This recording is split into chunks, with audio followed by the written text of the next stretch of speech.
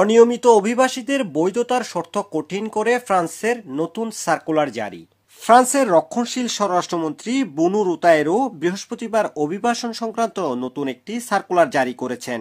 নতুন সার্কুলারে বিশেষ বিবেচনায় বৈধতার ক্ষেত্রে বসবাসের শর্ত বৃদ্ধি, ফরাসি ভাষার দক্ষতা বৃদ্ধি, আইনের প্রতি শ্রদ্ধাশীল থাকার শর্ত যোগ করা হয়েছে।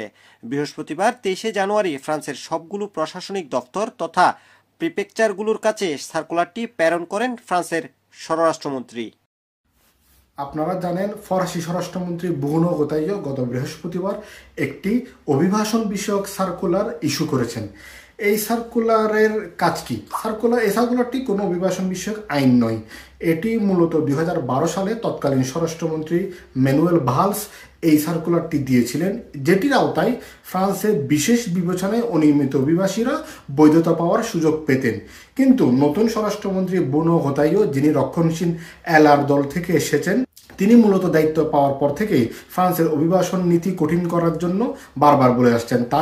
তারই ধারাবাহিকতায় বুনো রুতাইয়ো এই নতুন সার্কুলার ইস্যু করলেন। এটির কারণে আগে যারা 3 বছর এবং 5 বছর ফ্রান্সে থাকার পর কাজের মাধ্যমে নিয়মিত হতেন, তারা আর সেই সুযোগটি পাবেন না।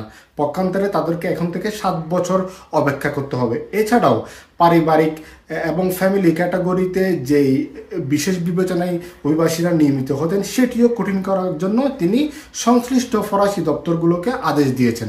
যারা রেসিডেন্স কার্ডের আবেদনকারী, তাদেরকে এটি বাধ্যতামূলকভাবে দেওয়া হতো। অর্থাৎ যদি প্রিফেকচারে কারো আবেদন রিজেক্ট করেন, সেটার বিরুদ্ধে ট্রাইব্যুনাল করা যেত। কিন্তু বর্তমানে 2012 সালের সেই সার্কুলারটি বাতিল করা হয়েছে। অর্থাৎ এখন প্রিফেকচারের ইচ্ছাধীন কারো আবেদন তারা চাইলে গ্রহণ করতে পারেন, সেটি তারা বাতিলও করতে পারেন। এটার জন্য সরকারের প্রতি কোনো বাধ্যবাধকতা নাই এবং সেটার আলোকে প্রিফেকচারের বিরুদ্ধে ট্রাইব্যুনাল করার মতো কোনো বাধ্যবাধকতা বা সুযোগ থাকলো না।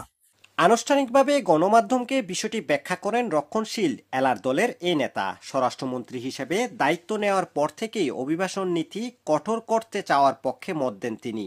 ফ্রান্সে অনিয়মিত অভিবাসীদের নিয়মিতকরণের অন্যতম একটি উপায় হচ্ছে সার্কুলার বালস।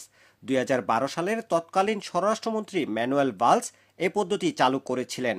নতুন ফরাসি স্বরাষ্ট্রমন্ত্রী ব্রুনো রুতায়েরো নতুন সার্কুলার জারি করে আগের সার্কুলারটি বাতিল করে দেন।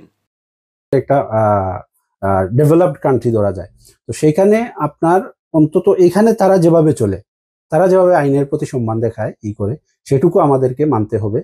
ফ্রান্সের আইনকে গণ্য করে ফ্রান্সের নিয়ম কানুন মেনে আমরা সামনে এগিয়ে যাওয়া এবং ভাষার প্রতি গুরুত্ব দিয়ে আমরা দ্রুত ভাষাকে আয়ত্তে এনে ফ্রান্স যে পরিবেশ আছে, ফ্রান্সের সরকার বা ফ্রান্সের সোসাইটি বা ফ্রান্সের দেশের যে নিয়ম কানুন আছে, তাদের সাথে তাদের পরিবেশে আমরা যাতে সুন্দরভাবে চলতে পারি, সেভাবে চলাফেরা করা। সার্কুলার বালস মূলত কোনো আইন ছিল না, এটি একটি আইনি নির্দেশনা, যার মাধ্যমে ব্যতিক্রমী পদ্ধতিতে বৈধতা বা এএস এর আওতায় অনিয়মিত থেকে নিয়মিত হতেন অভিবাসীরা। নতুন ও পুরাতন উভয় ক্ষেত্রে অভিবাসীদের জন্য সার্কুলারগুলো সুবিধাজনক নয়। ফ্রান্সের স্বরাষ্ট্র মন্ত্রণালয়ের তথ্য অনুসারে 2023 সালের 35,000 অনিয়মিত অভিবাসী চাকরি ও পারিবারিক সহ বিভিন্ন ক্যাটাগরিতে সার্কুলার বালস অনুসারে বৈধতা পেয়েছেন, যা পূর্ববর্তী বছরগুলোর তুলনায় স্থিতিশীল সংখ্যা। নতুন আইনটি দেশটিতে অবস্থানরত অনিয়মিত অভিবাসীদের চিন্তার কারণ হয়ে দাঁড়িয়েছে বলে জানাচ্ছেন প্রবাসীরা। ইয়াসির আরাফাত খোকন, বাংলাভিশন, প্যারিস।